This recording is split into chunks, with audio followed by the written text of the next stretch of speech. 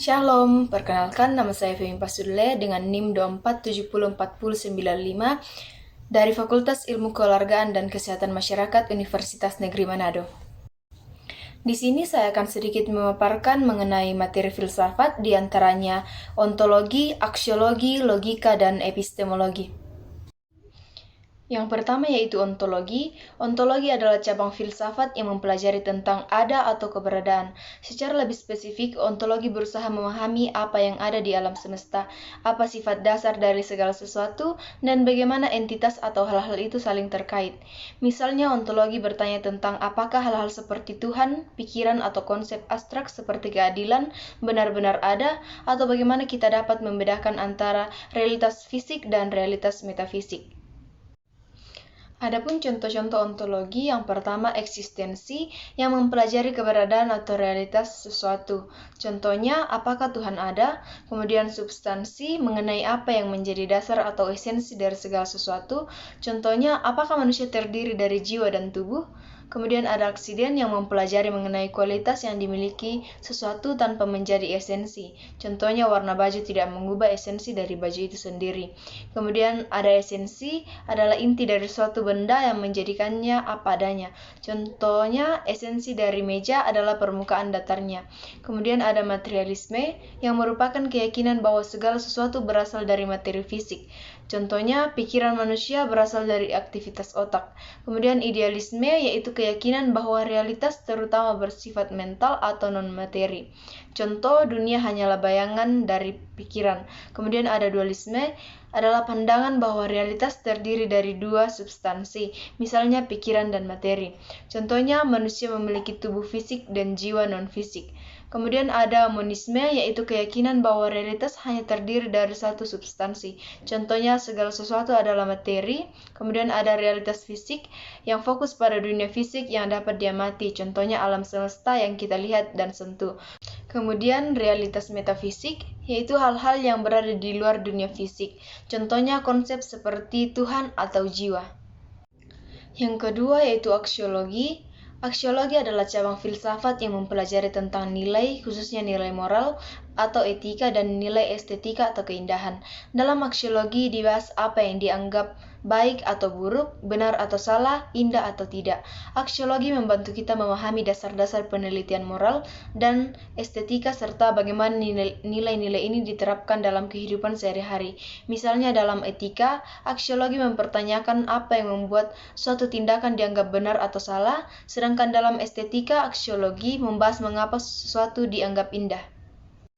Adapun bagian-bagian dari aksiologi, yang pertama nilai moral adalah prinsip yang membedakan antara yang benar dan salah, contohnya berbohong itu salah. Kemudian nilai estetis yang merupakan penilaian tentang keindahan, contohnya sebuah lukisan dianggap indah karena harmoni warna. Kemudian ada etika, studi tentang moralitas dan tindakan yang benar, contohnya mencuri adalah tindakan yang tidak etis. Kemudian etika normatif yang mempelajari standar bagaimana seharusnya kita bertindak, contohnya hidup dengan jujur. Kemudian ada etika terapan yang merupakan penerapan prinsip etika dalam situasi nyata. Contohnya etika medis tentang euthanasia. Kemudian ada metaetika, adalah studi tentang sifat dasar dari moralitas itu sendiri. Contohnya, apakah nilai moral itu objektif atau subjektif. Kemudian ada utilitarianisme yang mengukur moralitas berdasarkan kebahagiaan terbesar dari banyak orang. Contohnya, pengorbanan kecil untuk kebaikan besar. Kemudian ada deontologi, yaitu tindakan yang dianggap benar atau salah berdasarkan aturan. Contohnya, tidak boleh berbohong meskipun untuk kebaikan. Kemudian ada kebijakan yang berfokus pada karakter baik dalam diri seseorang. Contohnya, keberanian dan kejujuran adalah kebijakan. Kemudian ada estetika, studi tentang seni dan keindahan. Contohnya, mengapa kita menganggap lukisan tertentu lebih indah daripada yang lain. Kemudian ada subjektivisme atau estetika, yaitu keindahan dipandang subjektif bergantung pada perasaan seseorang. Contoh lukisan yang indah bagi suatu orang belum tentu indah bagi orang lain. Kemudian ada objektivitasme atau estetika yang menjelaskan bahwa keindahan adalah sesuatu yang bisa dinilai objektif. Contohnya, standar umum untuk mengatakan sebuah karya seni itu bagus. Yang ketiga yaitu logika. Logika adalah cabang filsafat yang mempelajari prinsip-prinsip penalaran yang benar dan sah. Tujuannya adalah untuk memastikan bahwa argumen atau proses berpikir kita konsisten dan rasional, sehingga kesimpulan yang diambil benar-benar mengikuti dari premis-premis yang diberikan. Dalam logika, kita belajar bagaimana membedakan argumen yang valid dari yang tidak valid, serta mengidentifikasi kesalahan berpikir. Adapun bagian-bagian dari logika, yang pertama, logika, ilmu tentang penalaran yang benar. Contohnya, jika semua manusia adalah makhluk hidup dan aku manusia, maka aku adalah makhluk hidup. Kemudian penalaran dedukatif, yaitu menarik kesimpulan dari premis umum ke kesimpulan spesifik. Contohnya, semua anjing menggonggong, maka anjingku juga menggonggong. Kemudian ada penalaran induktif, yaitu menarik kesimpulan dari data spesifik ke premis umum. Contohnya, setelah melihat banyak angsa putih, kita menyimpulkan semua angsa berwarna putih. Kemudian ada premis, yaitu pernyataan yang mendasari suatu argumen. Contohnya, semua burung bisa terbang. Kalimat tersebut merupakan premis. Kemudian, elang adalah burung, maka elang bisa terbang. Kalimat tersebut merupakan kesimpulan. Kemudian ada kesimpulan yang merupakan hasil dari penalaran logis.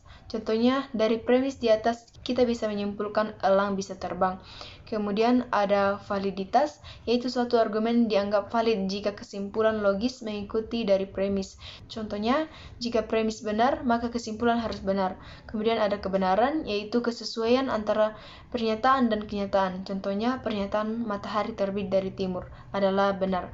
Kemudian ada ad hominem, yaitu serangan terhadap pribadi bukan argumen. Contohnya, kamu salah karena kamu bodoh. Kemudian ada strawman argumen, yaitu memalsukan argumen lawan untuk menyerang lebih mudah. Contohnya, kamu bilang semua teknologi itu buruk, tapi bukankah internet bermanfaat? Kemudian ada false dikotomi, yaitu memaksa dua pilihan seolah-olah tidak ada alternatif lain. Contohnya, jika kamu tidak mendukung A, berarti kamu mendukung B.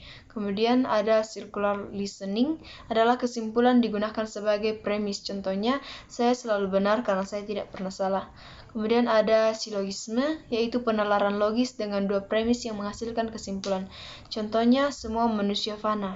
Socrates adalah manusia, maka Socrates fana. Kemudian ada logika predikat, yaitu bentuk logika yang memperluas logika proporsional. Contohnya, semua S adalah P. Kemudian yang keempat yaitu epistemologi. Epistemologi adalah cabang filsafat yang mempelajari tentang pengetahuan termasuk asal-usul, batasan, dan validitas pengetahuan.